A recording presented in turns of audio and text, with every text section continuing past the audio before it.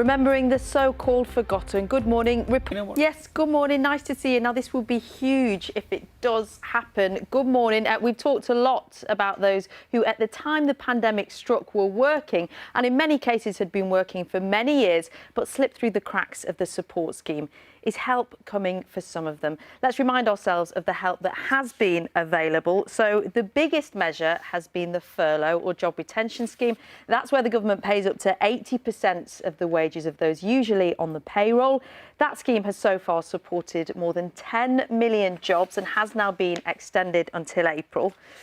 For those who are self-employed, so who do their own books, the government's also offered up to 80% of their average annual profits.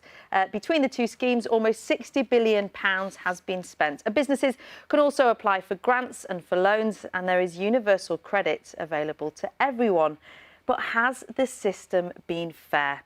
It's estimated there are around 3 million working people who aren't eligible for the support schemes.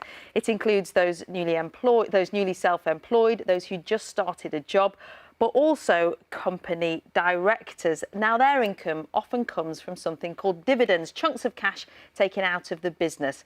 But because sometimes dividends are also paid to people who don't necessarily work for the business, investors, for example, the government said it was impossible to work out a fair scheme.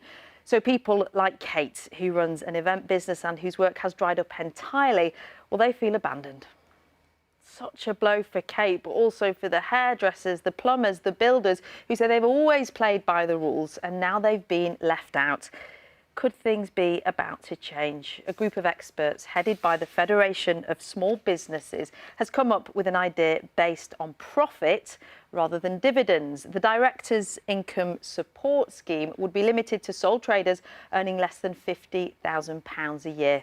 It would pay out grants of 80% of average profits, capped at £7,500 for a 3-month period, very similar to the existing self-employed support scheme. Now, the people behind this say they've put this to the government and they are hoping that they'll listen.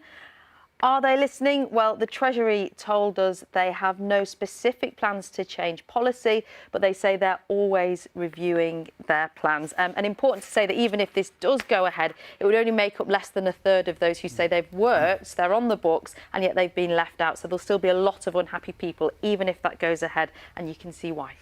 Nina, thank you very much. Thank you.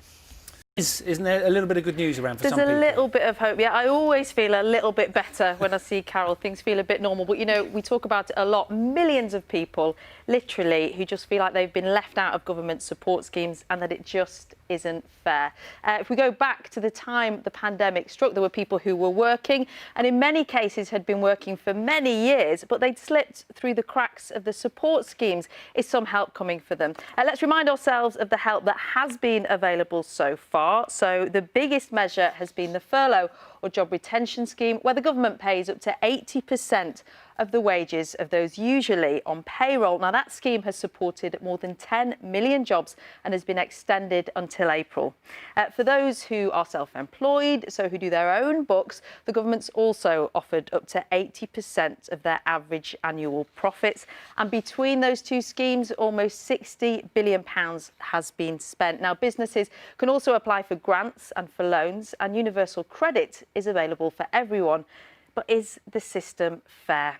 It's thought there are around 3 million working people who aren't eligible for the support schemes. It includes the newly self-employed, those who just started a job, and also company directors. Now, it's complicated, but their income often comes from dividends. They're chunks of cash taken out of their businesses. But because sometimes dividends are also paid to people who don't work for the business, for investors, for example, then the government said it was impossible to work out a fair scheme. So people like Kate, who runs an event business and whose work has dried up completely, well, they say they feel abandoned. A huge blow for Kate, but also for the hairdressers, the plumbers, the builders, who say they've always played by the rules and now they've been left out. As Dan was saying, though, possibly could things be about to change? A group of experts headed by the Federation of Small Businesses has come up with an idea based on profits rather than dividends. The Directors' Income Support Scheme would be limited to sole traders earning less than £50,000 a year. It would pay out grants of 80% of average profits, capped at £7,500 for a 3-month period, very similar to the existing self-employed scheme. Now, the people behind this say they've put it to the government and they are hoping that they'll listen.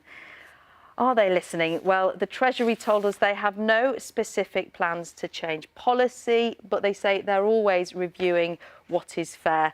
And Louise and Dan, without going into too much boring detail around tax, the problem with dividends is that they are slightly more vulnerable to exploitation, to fraud. So the government's trying to sort of walk that line between being fair to the public purse, but also being fair to individuals. And those who've been left out, 3 million of them say, we get that, we understand, but it doesn't take away from the fact that we're being punished when we haven't done anything wrong. Nina, thank you very much.